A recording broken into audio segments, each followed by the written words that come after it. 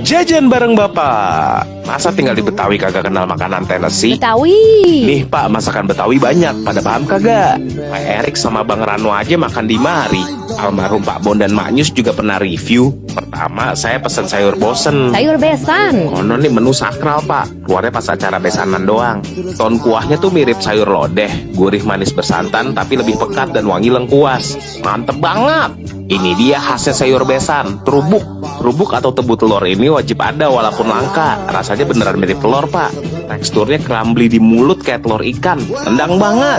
Pakai kentang juga nih Pak. Rasanya kayak kentang. Masa sih? Saya mesen mengkio masak kuning juga. Mengkio, lokio atau bawang Batak tuh sama aja Pak. Betawi apa Batak sih? Rasanya kayak bawang merah sama daun bawang, tapi lebih light dan nggak langu. Teksturnya garing tapi kagak keras. Bumbunya gurih asin, ada hint pedas dari cabai dombanya, dan rasa kunyitnya dominan. Mantep banget. Terus saya pesen gurame pecat. Gurame pecah. Ini tuh gurame goreng disiram kuah pecak yang rasanya meriah. Ikannya lembut nggak bau lumpur. Kuahnya seger, pedes, gurih, dan aromatik. Pohon serai dan kencurnya juga mantep banget. Ini juara sih, nostalgic bener.